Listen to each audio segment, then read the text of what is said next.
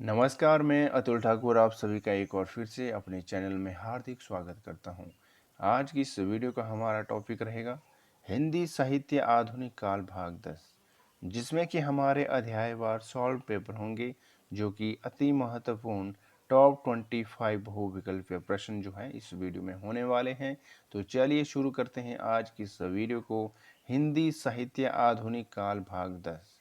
आज की इस वीडियो का पहला प्रश्न है, प्रिय की सुधी सी ये सरिताएं, ये कानन कांतार सुसज्जित, मैं तो नहीं किंतु है मेरा हृदय किसी प्रियतम से परिचित, जिसके प्रेम पत्र आते हैं प्राय सुख संवाद सन्निहित।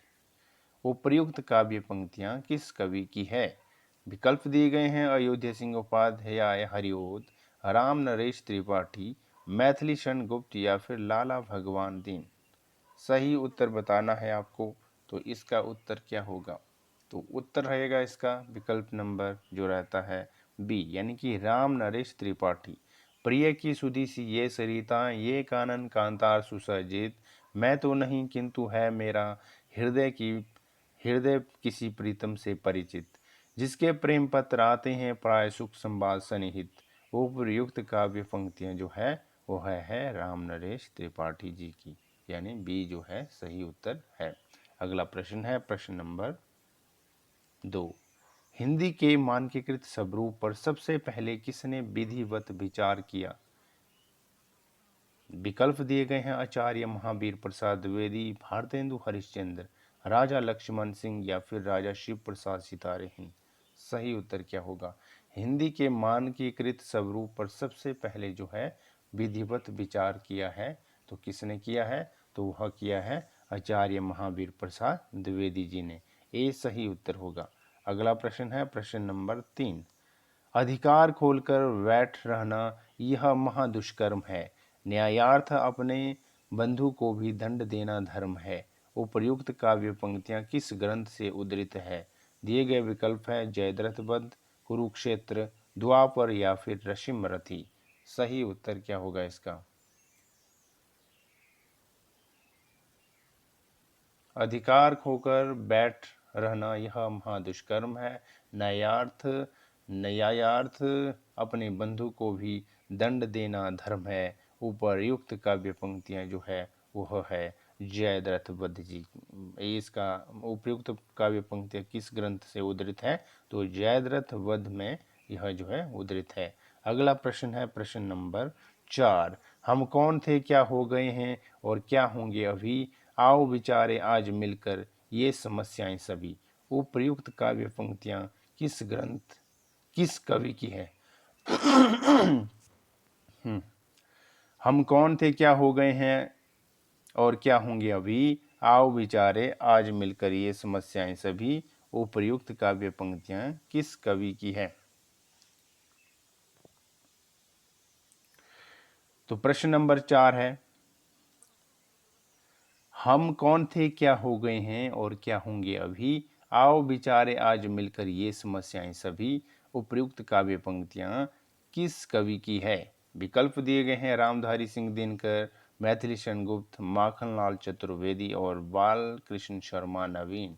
सही उत्तर क्या होगा? तो इसका उत्तर होगा मैथिली शरण गुप्त। हम कौन थे क्या हो गए हैं और क्या होंगे अभी, आओ विचारे आज मिलकर ये समस्याएं सभी। तो यह काव्य पंक्ति किसकी है? मैथिली शरण गुप्त जी की है। विकल्प number B is correct answer. अगला प्रश्न है प्रश्न नंबर 5। प्रकाशन काल की दृष्टि से मैथिली शरण गुप्त के काव्य ग्रंथों का सही जो है अनुक्रम है। कौन सा अनुक्रम जो है सही है? तो सही उत्तर होगा विकल्प नंबर बी, यानी कि सबसे पहले जयद्रथ वध, उसके बाद पंचवटी, उसके बाद यशोधरा और अंत में विष्णुप्रिया। अगला प्रश्न है प्रश्न नंबर 6। निम्नलिखित में से कौन सी विशेषता द्विवेदी युगीन काव्य की नहीं है? जो द्विवेदी युगीन काव्य की विशेषता नहीं है वह कौन सी नहीं है? विकल्प है इतिवृत्तात्मकता, सुधारवाद, काव्य भाषा के रूप में खड़ी बोली की प्रतिष्ठा, स्वानुभूति की प्रत्यक्ष विवृत्ति। सही उत्तर क्या होगा इसका? निम्नलिखित में से कौन सी विशेषता द्विवेदी युगीन काव्य की नहीं है? तो इसका उत्तर होगा विकल्प नंबर डी, यानी कि स्वानुभूति की प्रत्यक्ष विवृत्ति जो है द्विवेदी युगीन काव्य की विशेषता नहीं है। ये डी जो है सही उत्तर होगा। इसके अलावा जो है कौन सी विशेषता द्विवेदी युगीन की है, तो इतिवृत्तात्मकता, सुधारवाद, काव्य भाषा के रूप में खड़ी बोली की प्रतिष्ठा, ये जो विशेषताएं हैं, और जो नहीं है वो है विकल्प नंबर डी। अगला प्रश्न है प्रश्न नंबर 7। भारत भारती किसकी रचना है? भारत भारती किसकी रचना है? मैथिली शरण गुप्त की, दिनकर की, हरिओद की या फिर निराला की? तो इसका उत्तर होगा मैथिली शरण गुप्त की। भारत भारती जो रचना है वह है मैथिली शरण गुप्त जी की। अगला प्रश्न है प्रश्न नंबर 8। छायावाद के चार स्तंभों में निम्न में से कौन एक नहीं है? छायावाद के चार स्तंभों में अगेह, निराला, पंत या फिर प्रसाद, कौन नहीं है? तो वह नहीं है, कौन नहीं है? तो अगेह नहीं है। छायावाद के चार स्तंभों में जो नाम आता है वह जो नहीं है वो नहीं है अगेय। इसके अलावा निराला, पंत, प्रसाद और महादेवी वर्मा जो है ये चार स्तंभ है, और जो नहीं है वह है अगेय। अगला प्रश्न है प्रश्न नंबर 9। राम की शक्ति पूजा के विषय में कौन सा कथन असत्य है? राम की शक्ति पूजा के विषय में जो कथन असत्य है वह है राम की शक्ति पूजा का कथानक रामचरितमानस पर आधारित है। यह विकल्प नंबर सी जो है इसका उत्तर होगा। अगला प्रश्न है प्रश्न नंबर 10। कामायनी की यह कथा केवल एक फैंटेसी है, कामायनी के संदर्भ में यह कथन किसका है? तो इसका उत्तर होगा गजानन माधव मुक्तिबोध। कमायनी की यह कथा केवल एक फंटेसी है, कमायनी के संदर्भ में यह कथन किसका है? मुक्तिबोध जी का है। विकल्प number B is correct answer. अगला प्रश्न है प्रश्न नंबर 11। हृदय की अनुकृति बाह्य उदार, एक लंबी काया, उन्मुक्त मधु पवन क्रीड़ित, ज्यों शिशु साल सुशोभित हो, सौरभ से युक्त के संदर्भ में असंगत है। क्या है असंगत? तो उत्तर है इसका मनु का सौंदर्य वर्णन। डी सही उत्तर होगा। अगला प्रश्न है प्रश्न नंबर 12। और उस मुख पर वह मुस्कान रक्त किस लय पर ले विश्राम, अरुण की एक किरण आलंबन अधिक अलसाई हो अभिराम, के संदर्भ में अनुपयुक्त व्याख्या है। कौन सी जो है अनुपयुक्त व्याख्या है? तो इसका उत्तर होगा विकल्प नंबर सी, अस्ताचलगामी सूर्य की एक किरण से तुलना। विकल्प number C is correct answer. अगला प्रश्न है प्रश्न नंबर 13। डॉक्टर रामविलास शर्मा ने राम की शक्ति पूजा में किन दो कविताओं का सार तत्व माना है? कौन सी दो कविताएं थी जिनका जो है सार तत्व जो है रामविलास शर्मा ने माना है राम की शक्ति पूजा में? तो इसका उत्तर होगा तुलसीदास व सरोज स्मृति। क्या होगा? तुलसीदास व सरोज स्मृति इज करेक्ट आंसर। अगला प्रश्न है प्रश्न नंबर 14। राम की शक्ति पूजा कविता मूलतः किस संकलन में है? राम की शक्ति पूजा कविता मूलतः अनामिका में संकलित है। डी सही उत्तर होगा। अगला प्रश्न है प्रश्न नंबर 15। राम की शक्ति पूजा में प्रयुक्त रवि हुआ अस्त पंक्ति की असंगत व्याख्या है। कौन सी व्याख्या जो है असंगत है? तो इसका उत्तर होगा लक्ष्मण के मूर्छित होने का संकेत। विकल्प number D is correct answer. अगला प्रश्न है प्रश्न नंबर 16। निम्नलिखित में से क्या स्वच्छंदतावादी साहित्य की प्रमुख विशेषता नहीं है? कौन सी विशेषता स्वच्छंदतावादी साहित्य की नहीं है? विकल्प है ए बी सी डी। सही उत्तर क्या होगा? निम्नलिखित में से क्या स्वच्छंदतावादी साहित्य की प्रमुख विशेषता नहीं है? तो इसका उत्तर होगा विकल्प नंबर ए, यानी कि यह बाह्य जगत को अधिक महत्व देता है। विकल्प number A is correct answer. अगला प्रश्न है प्रश्न नंबर 17।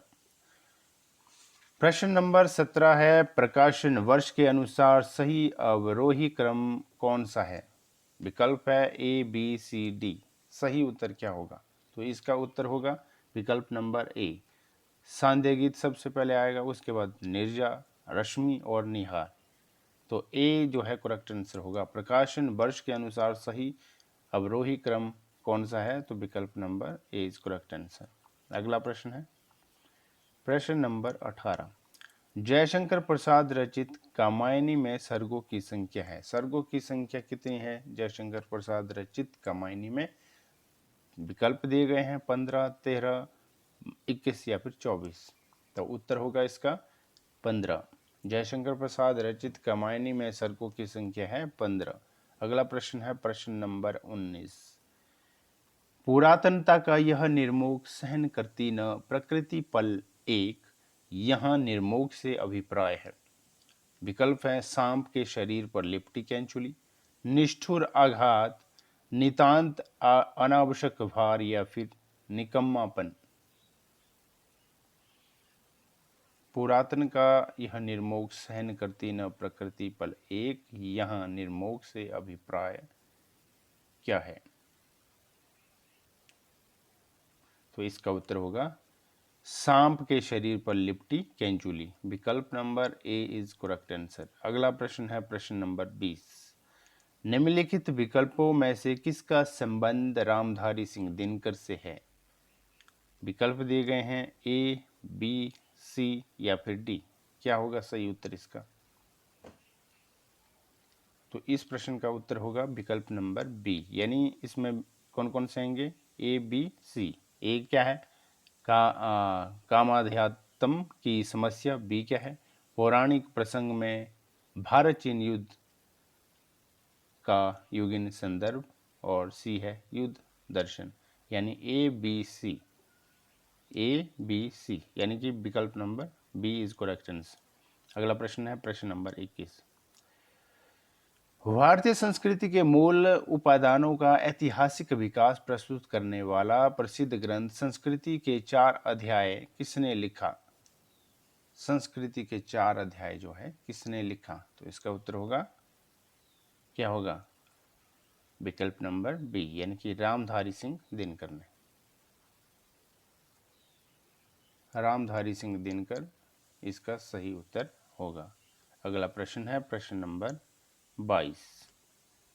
रामधारी सिंह दिनकर के अनुसार कुरुक्षेत्र में किसका आलंबन लेकर उन्होंने महत्वपूर्ण प्रश्न को करीति में उपस्थित किया है? इसका उत्तर क्या होगा? तो इसका उत्तर रहेगा भीष्म और युधिष्ठिर का। रामधारी सिंह दिनकर के अनुसार कुरुक्षेत्र में किसका आलंबन लेकर उन्होंने महत्वपूर्ण प्रश्न को कृति में उपस्थित किया? तो उसका उत्तर होगा भीष्म और युधिष्ठिर का इज करेक्ट आंसर। अगला प्रश्न है प्रश्न नंबर 23।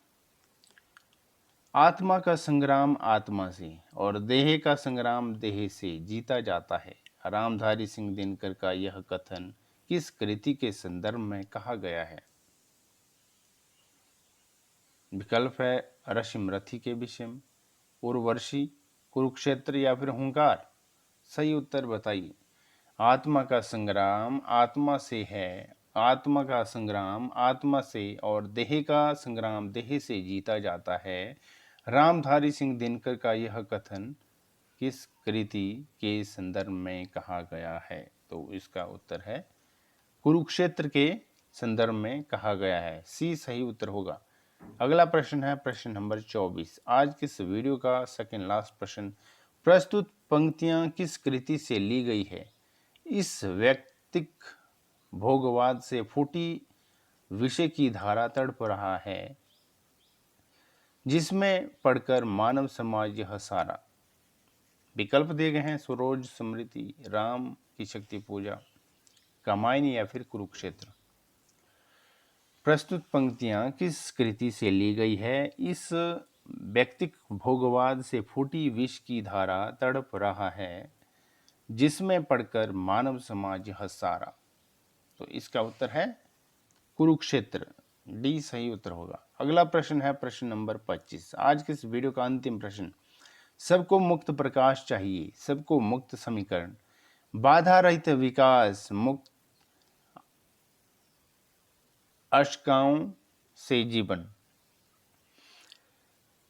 सबको मुक्त प्रकाश चाहिए, सबको मुक्त समीरण, बाधा रहित विकास, मुक्त आशंकाओं से जीवन। ये पंक्तियां किस कृति से ली गई है? विकल्प है अंधा युग, सरोज स्मृति, कुरुक्षेत्र या फिर राम की शक्ति पूजा। सही उत्तर क्या होगा? तो इस प्रश्न का उत्तर होगा विकल्प नंबर सी, यानी कि कुरुक्षेत्र। तो आज की इस वीडियो में हमने जो है हिंदी साहित्य आधुनिक काल भाग 10 जो है कंप्लीट हमारा हो चुका है, और जिसमें कि हमारे टॉप 25 बहुविकल्प के प्रश्न थे जो कि मोस्ट इम्पोर्टेंट रहते हैं। और तो आज के इस वीडियो में हमारा आधुनिक काल भाग 10 जो है कंप्लीट हो चुका है, और अब हम मिलेंगे आने वाली नेक्स्ट वीडियो में शीघ्र ही, जो कि हमारा रहेगा हिंदी साहित्य आधुनिक काल भाग 11, जो कि इससे आगे की वीडियो होगी। तो मिलते हैं हम शीघ्र ही एक नई वीडियो लेकर आपके सामने प्रस्तुत होंगे। तब तक के लिए हमें दीजिए इजाज़त। नमस्कार।